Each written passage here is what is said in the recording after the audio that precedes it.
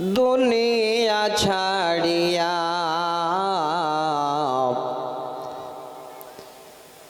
মসজিদের ওই পলকে আয়না দোলা দে সাজায়া তারে জনমের লাগিয়া।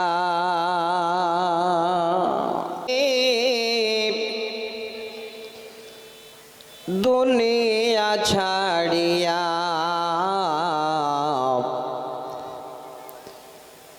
মসজিদের ওই পলকে আয়না দোলা দে সাজায়া তারে জনমের লাগিয়া।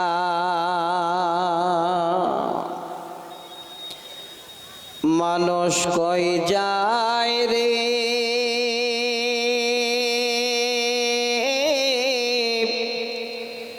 দুনিয়া ছাড়িয়া মসজিদের ওই পলকে আনিয়া দোলা দে সাজায়া তারে জনমের লাগিয়া। এই বাড়ির জন্য করছো তুমি কত মারামারি, মামলা মোকদ্দমা করে খোয়াইলে করি। এই বাড়ির জন্য করছো তুমি কত মারামারি, মামলা মোকদ্দমা করে নষ্ট করলে জমি। বাড়ির জন্য করছো তুমি কত মারামারি, মামলা মোকদ্দমা করে খোয়াইলে করি। এই বাড়ির জন্য করছো তুমি কত মারামারি, মামলা মোকদ্দমা করে নষ্ট করলে জমি। আজকে তুমি যাবে চলে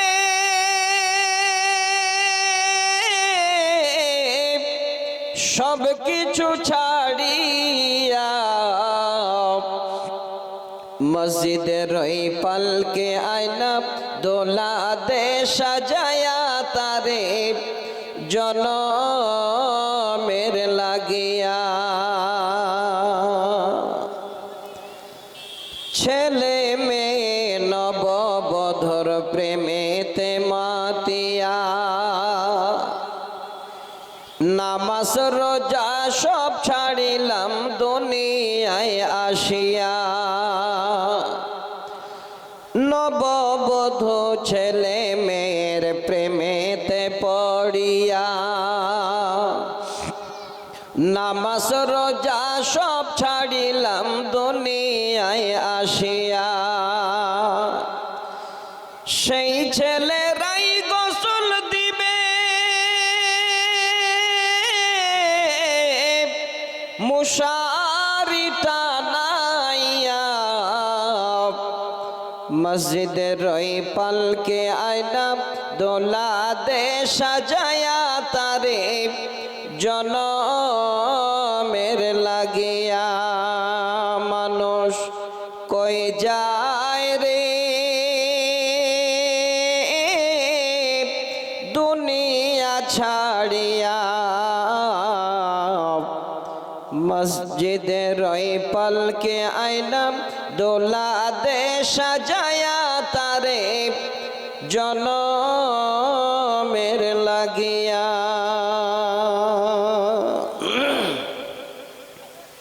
উপস্থিত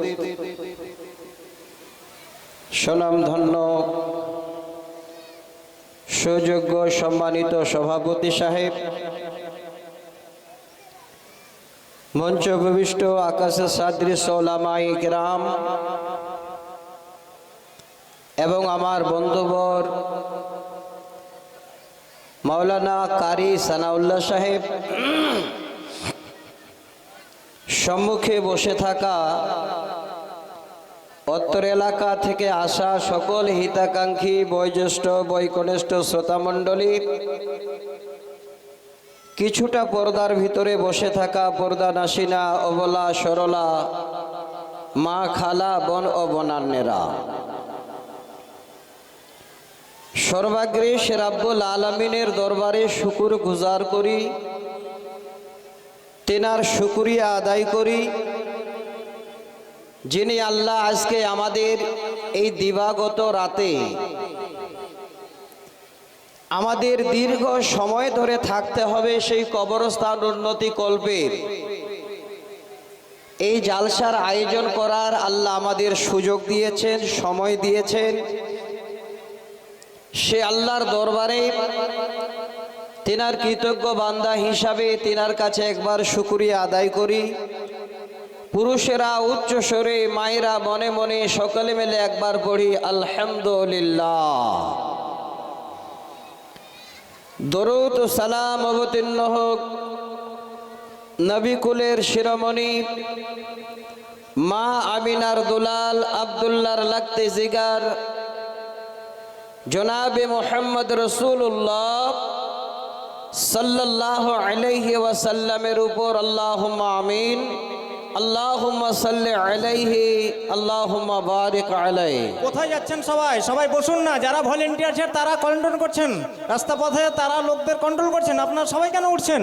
সবাই গিয়ে বেকার গাঞ্জাম লাগিয়ে আরো জলসা ডিস্টার্ব হবে। আসুন এখানে বসুন, সবাই কেউ যাবেন না। ব্রাদার ইন ইসলাম, সর্বপ্রথমেই আমার বক্তব্যের প্রারম্ভে যে কথাটা আমি আপনাদের সামনে বলতে চাচ্ছি, হয়তো সকলকে মনে আঘাত লাগবে। আজ থেকে 20, 30, 25 বছর আগে যে প্রোগ্রামগুলো হতো, সেই সময়ের বাপ দাদুরা, মা খালারা সকলের একটা আদব কায়দা ছিল। জামানা যতই চেঞ্জ হচ্ছে, যতই আমরা বেশি আপডেট পাচ্ছি, যত আমাদের শিক্ষার জন্য স্কুল কলেজ বেড়ে যাচ্ছে, আমরা মনে হচ্ছে তত আরো সামাজিক ব্যবস্থা ভুলে গিয়ে আমরা মানুষেরা আদব কায়দাগুলো ভুলে যাচ্ছে। আমার দিনী বন্ধু, আমার ভাই সকল, আমি আপনাদের কাছে আজকে মেহমান। দীর্ঘদিন পরে হয়তো আপনাদের সঙ্গে আবার আল্লাহ আমাকে মুলাকাত করিয়েছেন। এই সময়টাকে আমি একটুকু আপনাদের নষ্ট হতে দেব না। কথাগুলো আমি আমার জবানে, আমার মুখ থেকে বলবো। প্রত্যেকটা কথাই আল্লাহর কোরআন এবং আল্লাহ রসুলের হাদিসের অকাঠ্য দলিল দিয়ে প্রমাণ সহকারে প্রত্যেকটাই রেফারেন্স দিয়ে ইনশাআল্লাহ কথাগুলো বলবো। শুধু জবানটা আমার, কথাগুলো সম্পূর্ণ আল্লাহ এবং আল্লাহ রসুলের বলার চেষ্টা করবো ইনশাআল্লাহ। আল্লাহ তুমি যদি আমাকে বলার তৌফিক দাও, তাহলে আল্লাহ আজকে হয়তো আমি কথা বলতে পারবো, নচেত নয়। তো ভাই আমার, আমি যেখানেই আলোচনা করি, অত্র এলাকায় কোনো জায়গায় আমি এসেছি, আমার বন্ধু সানাউল্লাহ সাহেব জানেন, যেই টাইমটুকু আমি পাই কমিটির কাছে, সেই টাইমটাকে আমি কোনো মতেই চাই না নষ্ট করতে। এই মানুষের মূল্যবান সময়কে নষ্ট করতে প্রত্যেকটা কথাকে আল্লাহর কোরআন এবং সহিহ হাদিসের দলিল দিয়ে আমি বিষয়ের উপরে আলোচনা করি।